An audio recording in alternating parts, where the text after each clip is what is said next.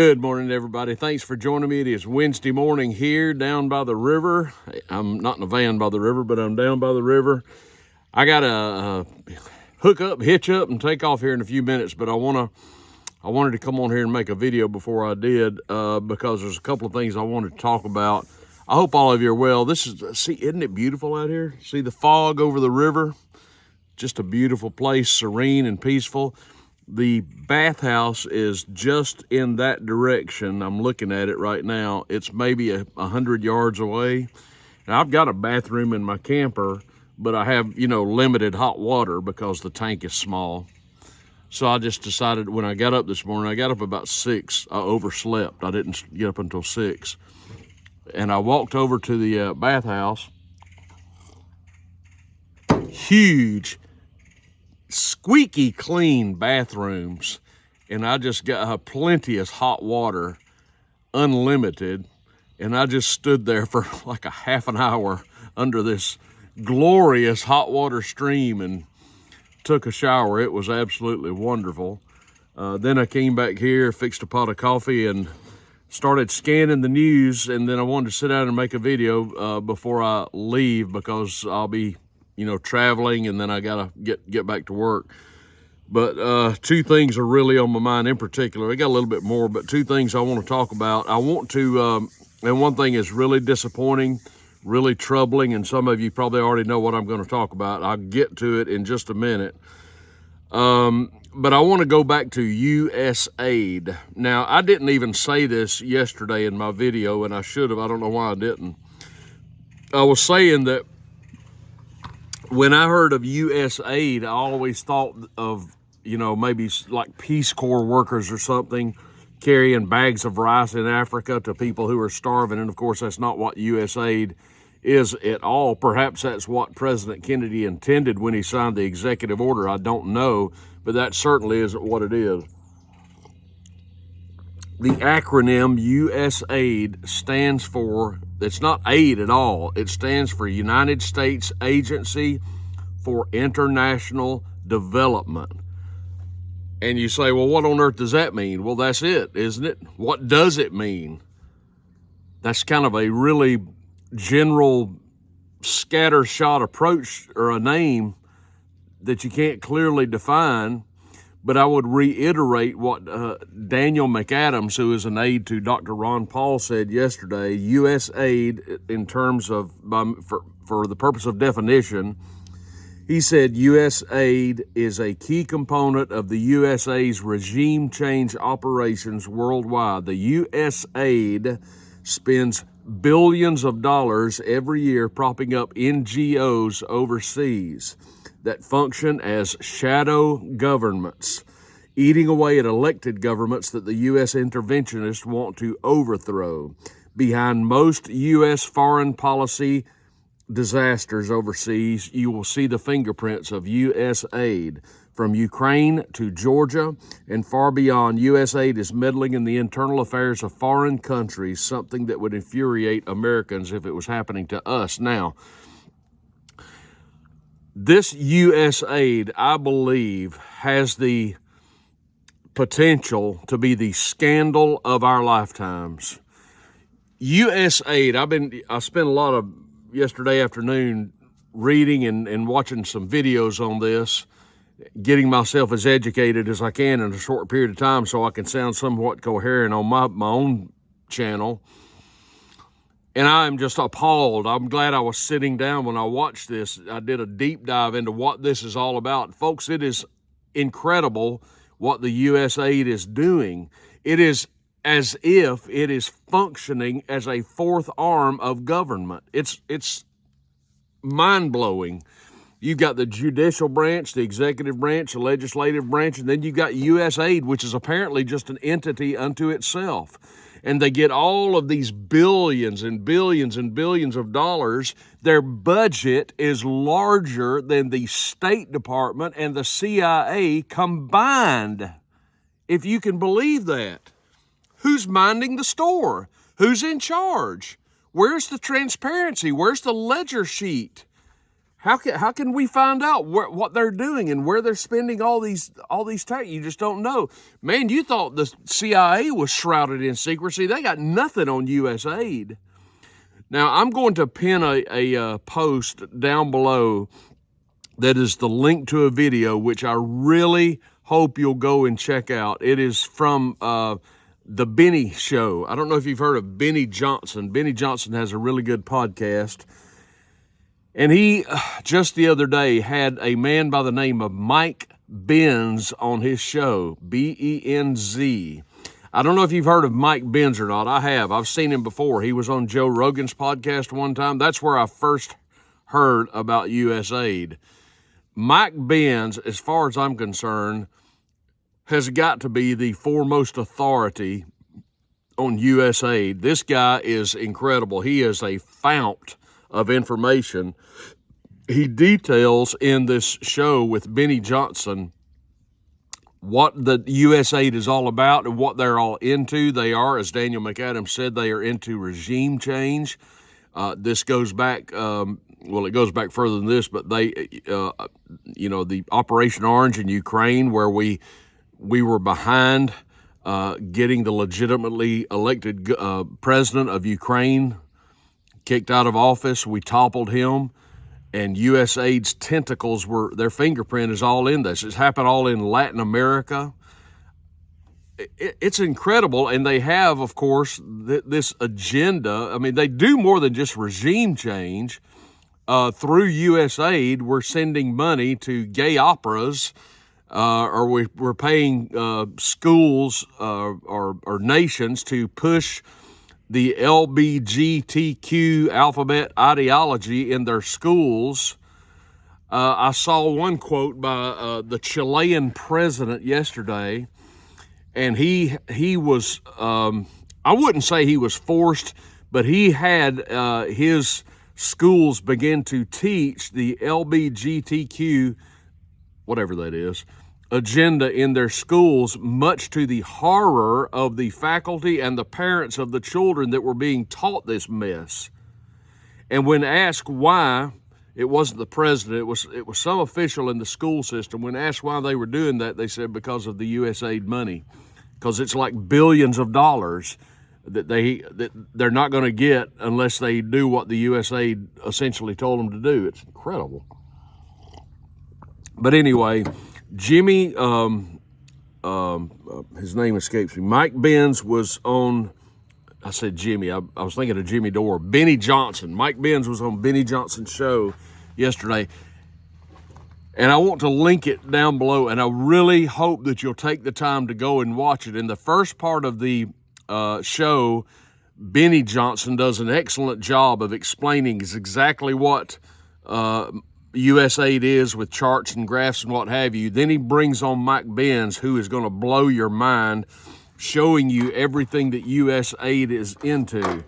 Now, thankfully, their doors have been locked. Elon Musk has exposed them as the scandal, the cesspool that they are, and hopefully we are going to see it come to an end. Trump is on this, and I'm happy about that. Hopefully the days of USAID are about to come to an end. We need transparency in our government like never before, and I hope this is just the beginning. I found out also yesterday, to shift gears on you, Donald Trump has offered a buyout to every single employee of the Central Intelligence Agency. How about that? I reported last week where he's offered a buyout. Is it 2 million federal employees? Is it 1 million or 2 million? I think it was 2 million federal employees.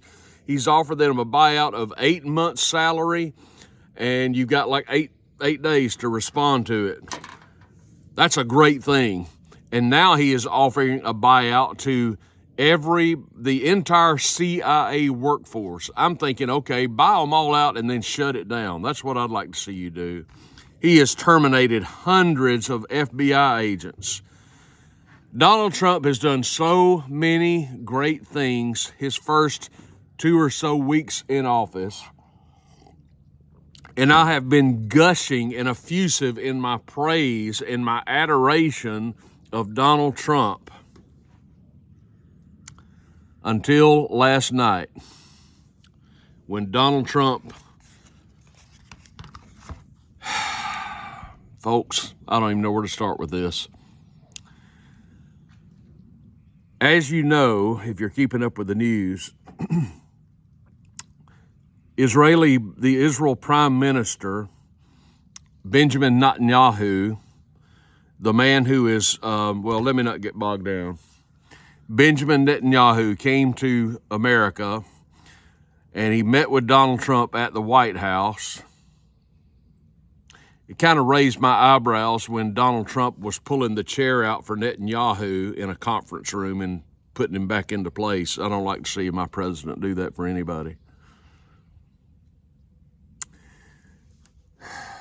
When Donald Trump got through with his meeting with Netanyahu, they stood before the press in a joint press conference, and Donald Trump announced that the United States is taking over the Gaza Strip as he stood by Benjamin Netanyahu. This is the direct quote from the American president. "This is just a demolition site. Virtually every building is down. They're living under fallen concrete that's very dangerous. The United States will take over the Gaza Strip and we will do a job with it too. We'll own it and be responsible for dismantling all of the dangerous unexploded bombs and other weapons on the site." Unquote. We'll own it. Where do I start with this? Let me just start by saying this. This ain't America first. This is not America first. This is not what the American people who supported Donald Trump voted for, by and large. This American voted for President Trump to stop our warring ways and the expansion of the American empire overseas. And to this date, I thought that he understood that. And domestically, he's doing a fantastic job, what with the buyout of CIA employees, the termination of FBI employees, the exposing of USAID. All of this is great. All of this is good. But as soon as Netanyahu comes to town, you help him into place at the table, and then you just basically cave and do his bidding. Benjamin Netanyahu is an evil man who is responsible for the genocide of God only knows how many Gazans, many of them Muslims and many of them Christians, many of them people who are simply caught in the crossfire and are innocent victims of circumstance. Their lives are changed forever. It's not like every Gazan is Hamas, folks. That's like saying every American is in the KKK or the Black Panther movement. And for what happened on October 7th to Israel, and I don't excuse it. It's a terrible thing that happened in Israel October 7th. It's a horrible thing what happened in Israel on October 7th. And those who perpetrated the attack need to be dealt with, but that doesn't mean you wipe out an entire nation, for heaven's sakes.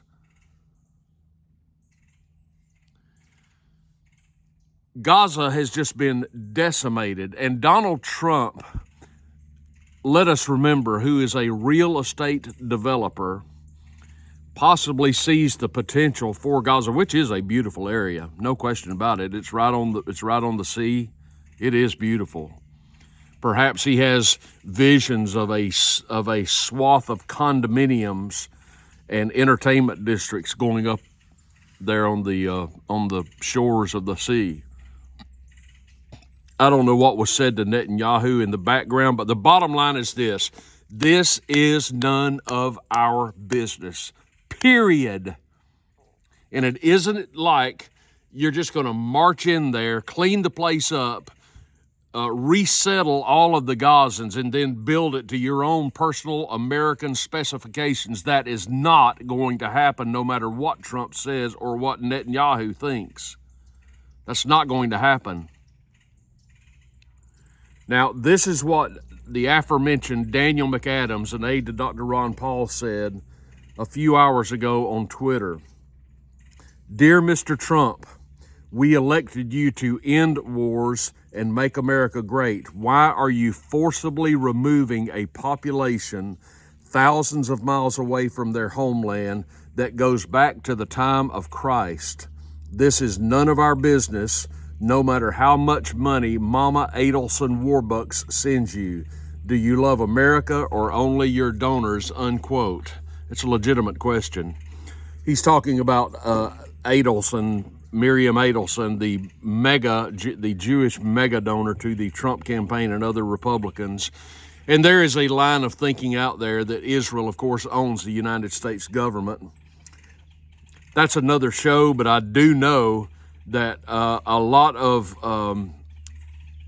people who support Israel and are very wealthy, they throw their money really to both sides of the aisle in Washington as long as they do the bidding of the state of Israel. Now, for me, again, I'm an American. I care about American. I do not want to see us meddling in the affairs of any non-American country. I don't care who it is. Israel, Gaza, Peru, England, Russia, Ukraine, anybody. Mind our own business. We've got enough domestic problems that need our attention. I don't approve of what Israel did to Gaza. I don't approve of what Hamas did to Israel, but I am happy to let them work out their own issues without the intervention of the American government. Now, this is what Dr. Rand Paul, the senator of Kentucky, said this morning. He says, and I quote, "The pursuit for peace should be that of the Israelis and Palestinians. I thought we voted for America first. We have no business contemplating yet another occupation to doom our treasure and spill our soldiers' blood." I don't know if this has the potential of being another Vietnam, but it ain't gonna be pretty no matter what we do. When you talk about us going in and owning Gaza, now look, let me just say this. I understand how Trump talks. We all know that. He talks in grandiose terms. He talks in general terms. You don't get into the great specifics with him when he's first presenting an idea. You know how he talks. So when he says we're going to go in and make Gaza great again, the question is, what does that mean? And we're only left right now to speculate. But it's bad enough that he said it, folks. He should have been saying we wish them well, but we've got our own problems to solve, instead of getting us entangled. This is a neocon move, folks. There's no other way around it. It is the American government inserting itself into the affairs of another government. It cannot be constitutionally or morally justified. It's as bad as us going into Ukraine. It's as bad as us going into Vietnam. It's as bad as us going into Serbia or Libya, and on and on and on and on it goes. It's none of our business. Perhaps the potential for real estate development is there, so let the Gazans do something with it. I mean, it's their land. This reeks of another American occupation, and these things are not cheap. They come at great expense to the American taxpayer, and it's so much easier to go into a place with our military than it is to get out once we get there. This is just a disappointment. I've been praising Trump from the rooftops until now.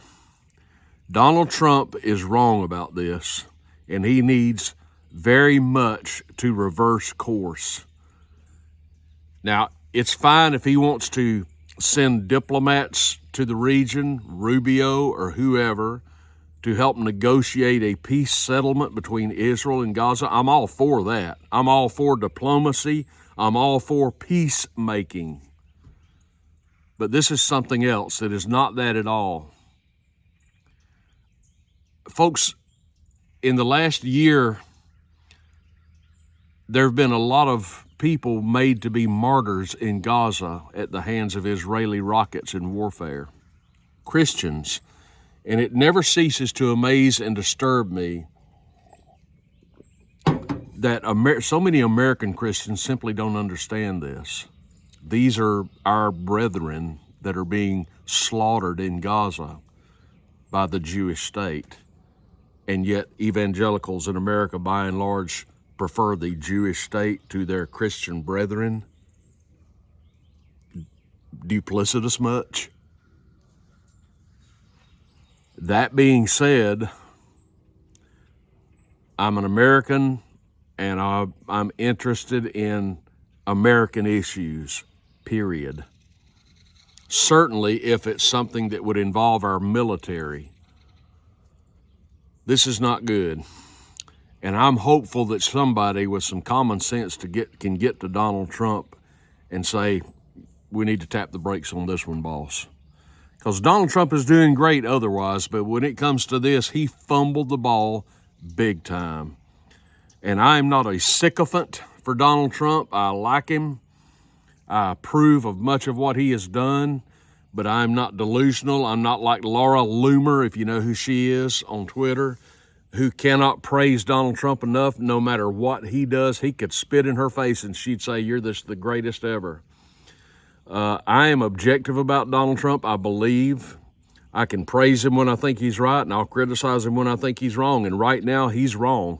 On this, he is wrong. We've got no business doing this, folks. And let's just hope and pray that he reverses course on this matter. All right, I'd like to hear your comments down below. If you would, please give me a thumbs up on the video, please, and subscribe to the channel if you have not yet. I've got to go and do something really glamorous. I've got to pack up camp, and then I've got to go and dump my tanks.